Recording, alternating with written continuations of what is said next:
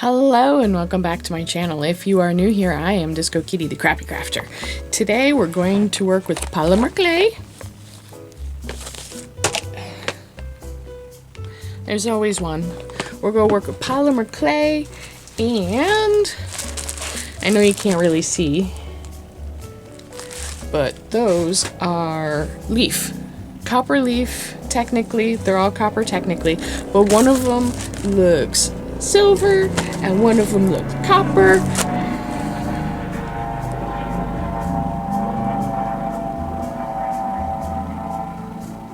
My airspace isn't that busy. I don't know why they had to choose right that second to go by. And one of them looks like copper gold. so we have silver, copper, gold, copper leaf, and some polymer clay. And what we're going to do is we're going to take some polymer clay and we're going to dice it up, and then we're going to put some either the adhesive or liquid clay. We'll probably try both just to see what the difference is. And then we're going to put it in a little pile. We're going to mix like a little bit of this up. As you can see, I have some quarter sheets and I have some whole sheets because back in the day, like 6 or 7 years ago, I used to sell nail art supplies, and this was one of them. And that's neither here nor there. We're going to use those, and we're going to use these, and we're going to make some marble. Well, hopefully it'll look like marble. Or granite? I think it's marble. Anyways, let's just get right into it. Okay, so this is the liquid Sculpey and the Sculpey adhesive. I'm going to use both of them, but I'm going to end up actually preferring the liquid Sculpey, and I'll finally figure out what the difference is.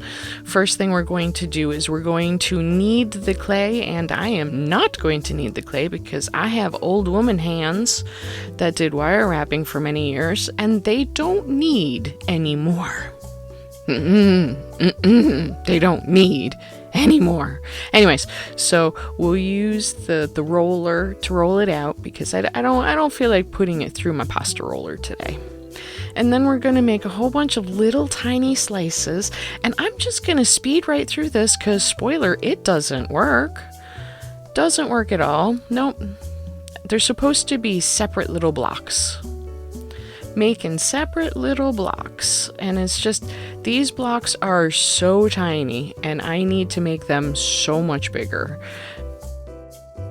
I'm just here I'm gonna take them apart individually as I'm cutting them, and because of this it's gonna take me hours to get through this. It took me like 2 hours, 3 hours to do this all together. It was a crazy amount of time, but I finally figured out a good way to do it. Look at that, using the big blade, using the space on the big blade. Yay, good, yes. So, liquid Sculpey on the left, and the adhesive on the right, and the adhesive is actually just stickier. It is, it really is. It was just kind of gross to handle. Whereas the polymer clay, the liquid clay, sorry, was much more slick, almost slimy. No, slimy is a bad word. See, I've already gone too far. Gone too far. The pieces, I will talk about it later. Stop. What are you doing? What am I doing? Oh, hindsight's 2020. But look, I'm gonna do it again. Stop with the kneading. I'm not gonna use as much. Look at me being all clever and using the razor as a straight edge. This is just bad though. What I wanted to do and what I needed to do is, one, not do that because this is just making an old-fashioned standard marbling. I wanted big chunky marbling. And I would have had to have frozen that to do what I wanted it to do. So you know what? I threw it all out. I just threw it out. I did. I wasted it. I'm a bad person, I know, but I was just so frustrated. So we're going to do it again, and I'm doing it again. I'm smushing them together when I shouldn't be. What I should be doing is I should just kind of what I'm doing here, but in a much bigger piece, a much bigger piece, and then freeze it so that it's nice and solid and then I can cut through it as if it were cane, because that's basically what we're aiming for, is a big log of cane with super chunky pieces that are outlined in gold and or whatever leaf I'm using. I mean, these pieces aren't too bad. I don't remember what I actually did with them. I know they're in my room somewhere. It's only been like 3 days since I've recorded this, but you know, memory of a steel sieve. So I've already figured out I need a bigger piece, but what I'm doing is I'm just kneading it too much. I'm kneading it too much. Too much. I've already kneaded it too much. And what I should have done right here, I should have taken it to the freezer, frozen it, and then brought it back an hour later. However, what I did do is this. What am I doing? What am I doing? No. But it gets worse. It gets worse. Just watch. Because at this point, I know I'm not going to get what I want. So what I'm going to do is I'm going to try to get the best layering effect, swirly effect that I can get. So, I mean, it's alright. It's okay. The whole purpose of this was I was going to make some earrings, and I made some earrings, and they're not bad earrings. I mean, they're not. They're just not what I was planning.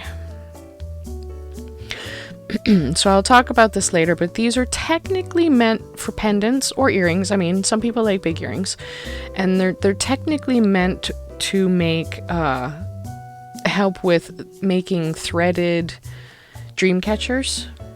They have little flat spots and even increments all the way around where you know, can space out your first round of knots for your dream catcher and then just keep going round and round and round and round. I used to make dream catchers all the time. Oh, I used to love making dream catchers. So much fun, so relaxing. I feel like that's something I should do for the channel. I should totally make a dream catcher for the channel. Yes, I'm sure I have some kind of a big ring somewhere or something that I can turn into a ring. I have more yarn than I know what to do with. Yes. We'll have to think about this. But there is the first pair of earrings. Yay! And we are going to cook them in my little mini thing. So at this point, like I say, I understand that it's basically just a lost cause, but look at how pretty this is. This all by itself is just very, very pretty. Very pretty.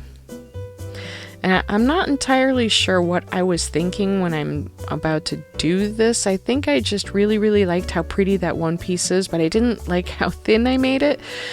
But I also knew that I wasn't going to be able to thicken it back up again, so I just put those two layers together, and then I didn't film anything else. I didn't film that shell-shaped thing with those two little hearts on it. Yeah, that's what that dual-layered thing became.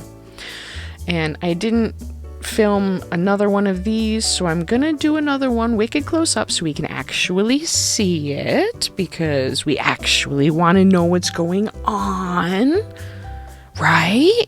I mean, that makes sense, right? That's why you're here, is to see what I'm doing, not to go, what the hell is she doing over there? Is she doing anything over there? Yeah, so the first one I did, I wrapped it around the edge to the front, back to front, and it looks atrocious. So with the second two, yeah, I know I can't keep anything in focus. So with the second two and the third two, I didn't quite do that. What I did was I plumped up around the edges on the inside so that it would create like a little groove that the ring would sit in. I think that looks a lot better. And now we're going to make them shiny, because shiny is generally better when it comes to jewelry. I like shiny jewelry. I'm not a big fan of matte jewelry. So put a little UV resin on it, make sure it goes all the way out to the edges, and we do try to get that little flat spot on the inside. Yep, right there. And I will put a layer on the back as well, just not on camera. Woohoo! Shiny makes colors and blacks pop. Matte things are generally not as colorful. I'm going to use my torch because they're not in a mold, and then I'm going to cook them in my, UV cooker. I have no idea how many UV lamps I have at this point, but it's a lot. and they're gonna come out and they're gonna be just about perfect. I mean, they worked really, really, really well. I really, really like them. I really enjoyed making them. For the most part, they didn't do what I wanted them to do. That's okay. They still came out super, super cute. And even the little charm thing. I like the little charm thing too. Those, whatever. Yeesh. Blech. Well, those are cute, but absolutely nothing like I was expecting. This ended up being a standard kind of marbling and not the super chunky marbling that I was hoping it was gonna be. But they came out super cute, so I shouldn't complain, even if they aren't what I was actually aiming for. So here's one pair. And here is another pair, the first pair.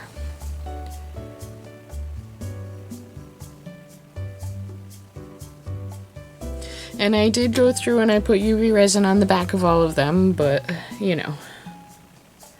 The last pair, these don't quite match up the way they're supposed to. Oops. Bad on measuring on my part. Here's a little charm thing that I made. Did not put resin on it, that's okay. Here's two little leftover pieces that, yeah. I might put screw in them and make them little danglies or something, I don't know. But, so, I'm definitely going to try that again because that did not work at all the way I was hoping it would. I was hoping that these, you know, striations, or whatever you want to call them, were going to be more blocky and chunky. And I am disappointed. But part of the problem, I figured out a whole bunch of things that I did wrong. One, the stuff that I was making was just too small.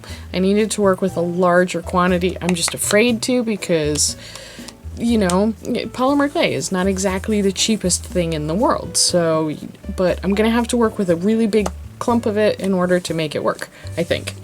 Two, I smooshed it and kneaded it way too much.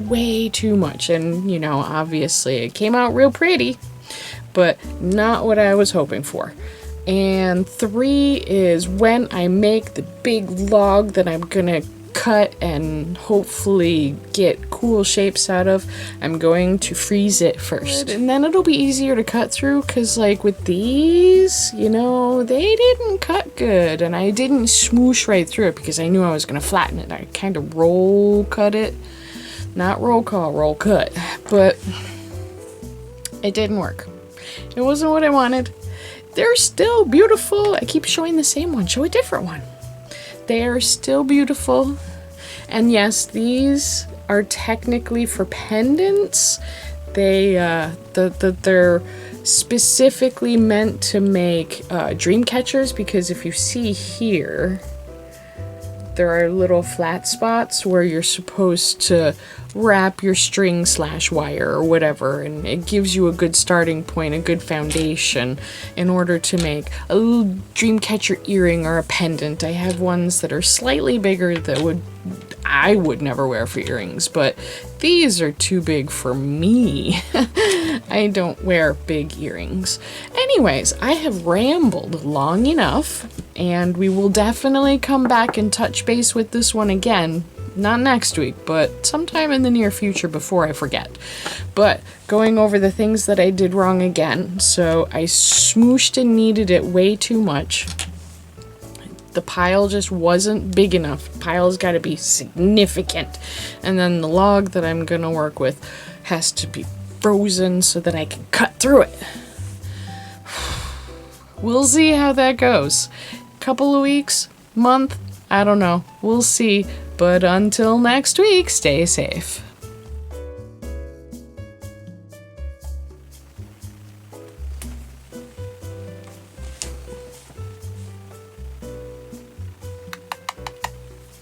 She's super needy and clingy today.